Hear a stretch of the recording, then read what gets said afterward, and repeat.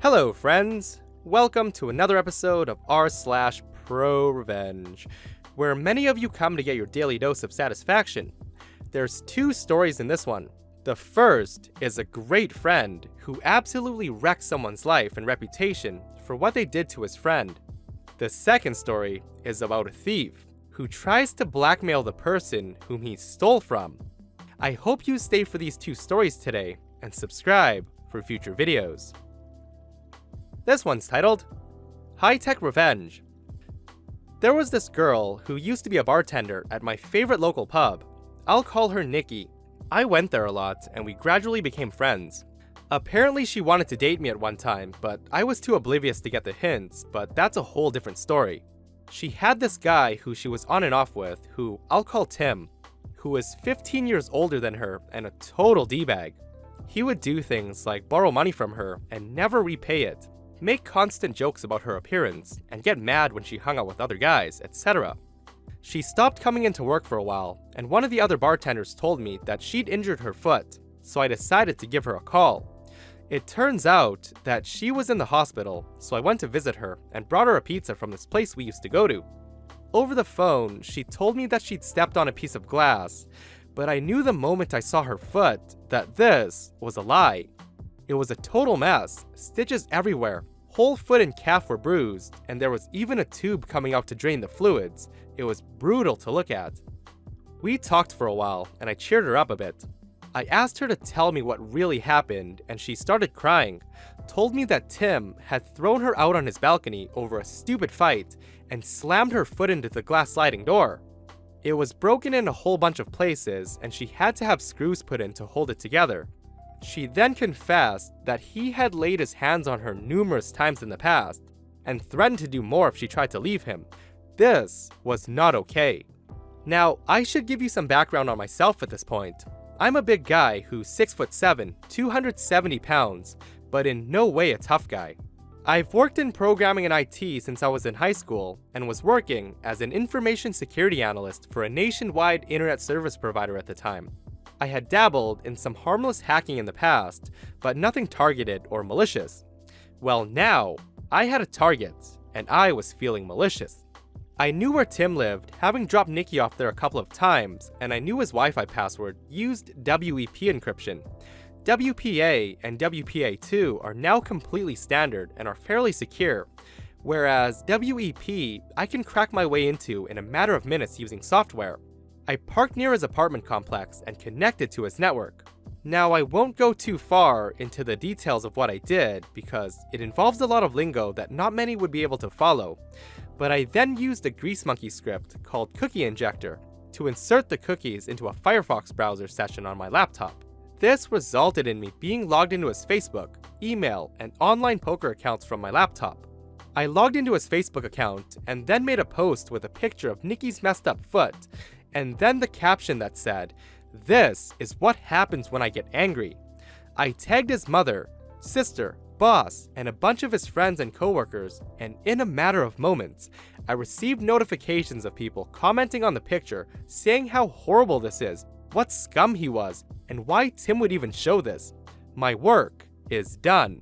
Now comes the part where I might have crossed the line. I had a DSLR camera at the time with a telephoto lens. I had used it to take a picture of him through his window while he was sitting on his desk playing poker before beginning my attack. I added a crosshair to the photo and centered it on his head.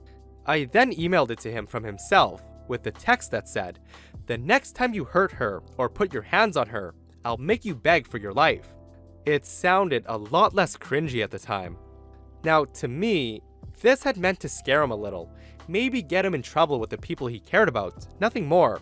I found out a few weeks later that he'd been fired from his job, and the whole family was upset and wasn't talking to him. Nikki told me that he changed his number and wouldn't talk to her anymore. A week or so later, I heard that he'd left town but nobody knew where he'd gone.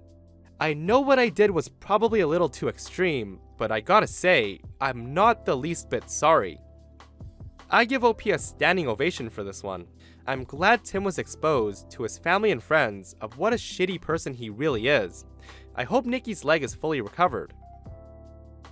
This one's titled, I'm not paying a finder's fee for stolen property. thief earns himself a felony instead. I had just moved to a new city for work, and had been working here for about 3 months, so I'm still new to the area. My apartment complex is in a nicer part of the city, and is pretty well kept, so I didn't really expect anyone to go and try to break into cars. I was set to travel, and had a pretty early drive, so I packed everything for my week-long trip the night before, so I could just get up and get on the road. The next morning, I walked out to my car, and see clothes off to the side of my car, and thinking it was weird, and started to look around. It turns out my car had been broken into, and was cleaned out. They took my laptop bag, which had both my personal computer and a government computer. They also took 2 gym bags full of clothes, and a backpack that had my Nintendo Switch and office supplies in it. They also took $50 out of the console, where I keep change and random bills for parking. This obviously throws a wrench into my work travel, so I call my supervisor, explain the situation, and come into work. It's my fault that I left the stuff in my car, so I had to go to our security office and explain what happened and see what the next steps were to get a new work computer. During this meeting with the physical security manager, which was 3 hours after I found my car broken into, I get a call from a local number, and it turns out the guy calling had found my laptop on the side of the road while he was coming home from visiting his mom. My bag had a contact number on it. The conversation goes as follows. The guy says, "Hey man, I found your laptop on the side of the road. I figured you'd want them back. They look pretty important." I replied, "For sure. I'm currently at work right now, but I can come meet you or whatever works." He responds, "Yeah man, I'm just coming back from visiting my mom, so I'm trying to get home so I can relax." I told him to text me his address and everything so I can meet him. And he says, "I'll send it to you here in a second. It's also my birthday, so if I could get some money for like a finder's fee or whatever, I think that would be cool." I responded I'll give him something when I get my stuff back. As soon as I got off the phone, I called the local police in that area and explained that this guy was trying to extort money from me to get my stolen goods back. They instruct me to meet him a few blocks away from the residence, and they'll send a plainclothes cop and officers to act on my behalf, so I'm not in direct contact with the guy, just in case the situation gets sketchy. I go and meet them, where they go to the residence. The guy's hesitant seeing the cop cars and takes a few minutes to return the bag. They bring the bag to me to identify the laptops, and everything's still there.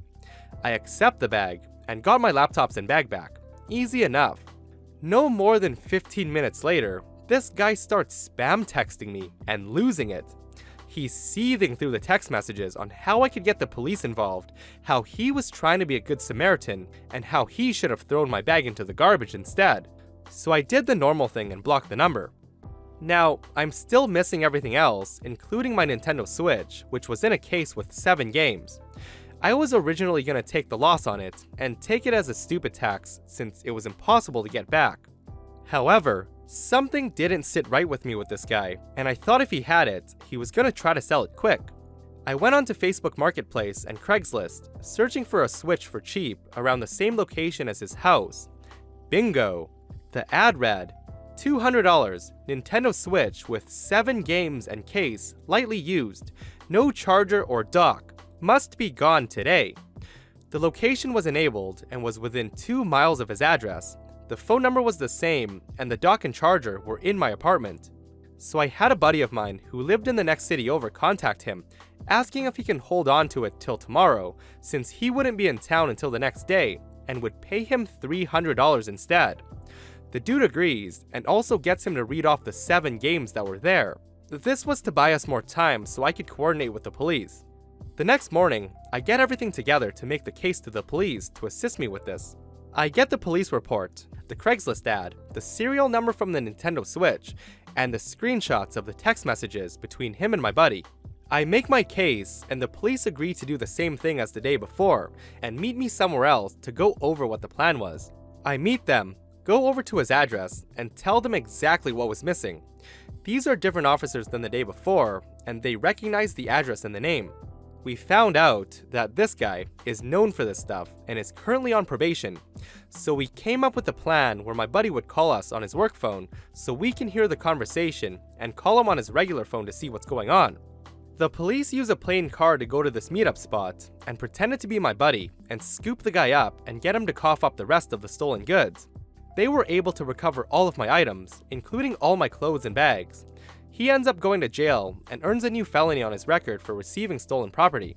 I think I would have lost the rest of it if I didn't go digging on Facebook Marketplace and Craigslist. What a way to end the stories. I hope you enjoyed them today. If you aren't subscribed, hit that subscribe button so you don't miss future stories. See you guys in the next one.